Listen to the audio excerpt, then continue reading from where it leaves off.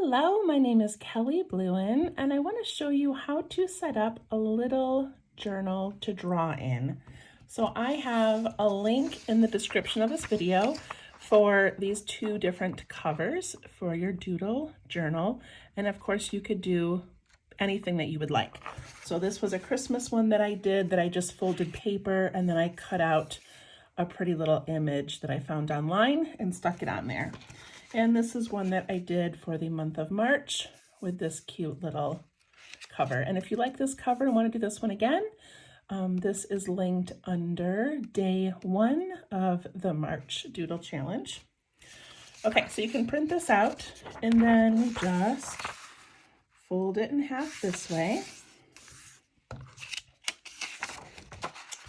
and cut it.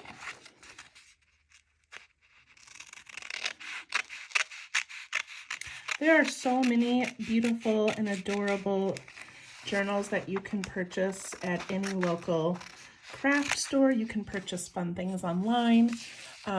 This is just a free and easy way to make one. The paper quality is not as great as, like an artist quality paper, but it still works. Okay, so once I get my cover, I'm just gonna fold it in half. So I'm choosing to do this one for the month, but you could also choose this more flowery botanical one if you want. All right, and then I took 10 sheets of printer paper and I'm going to fold the top one in half. Let's see if my scissors will cut through all 10 pieces.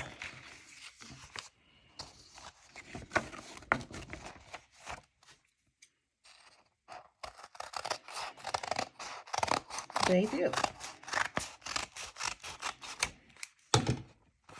Okay, so this is probably too many sheets, but that's okay. We can always tear some out.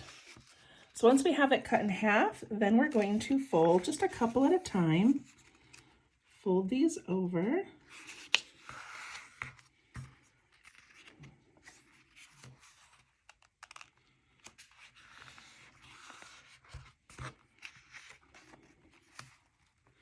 And essentially we want about maybe 30 pages, depends on if you're following, the whole month, or like for this month of April, I think I'm doing about 23 tangles or 23 doodles.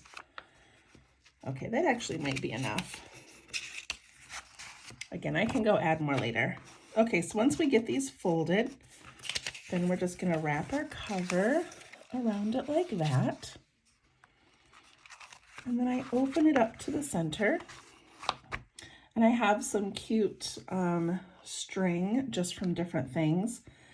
This was tied onto a little gift I got. I'm going to show you my little gift.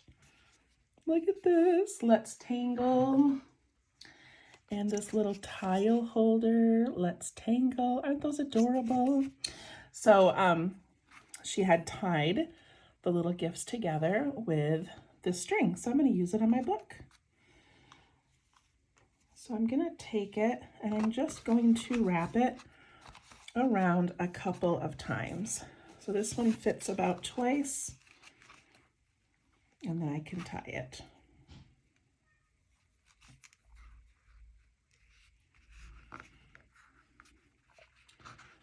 So I'm going to make mine into a knot. Maybe.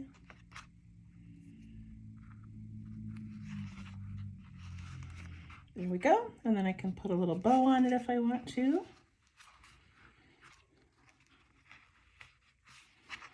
Okay. And then I'm going to use another string that I have, if I can find the end of it. Here we go. And I'm going to wrap this one around a couple of times as well.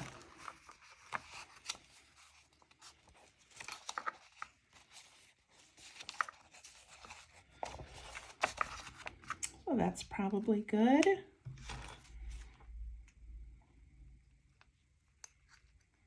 Not very sharp scissors. I do the same thing. I tie a knot again.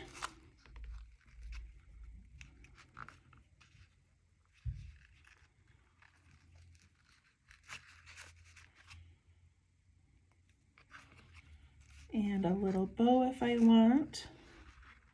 It's also fun if you have any little charms, you can always tie a little charm onto the end of one of these little strings, and that adds a cute little bit.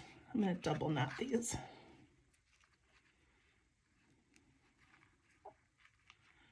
Such small pieces to work with.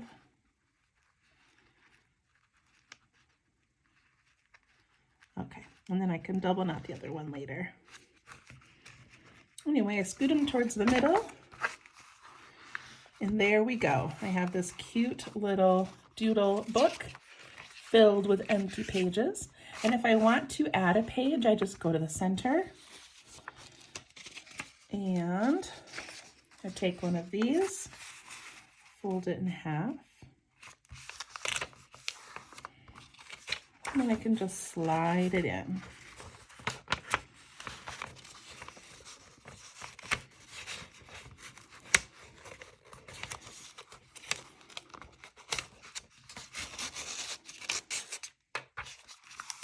There we go. Now I've got another page. So that is my little doodle journal. So all you need for these challenges is just something to draw in and something to draw with. So I'm using my Micron pen. I'm also going to use a little graphite pencil. This is a Zentangle brand pencil, but just a number 2 pencil will work fine. And then you also want an eraser. So I recommend a kneaded eraser. They erase without leaving all that extra residue. So anyway, that's how you make your little journal. I hope you enjoy it, and we'll see you soon for day number 1. Thanks, bye-bye.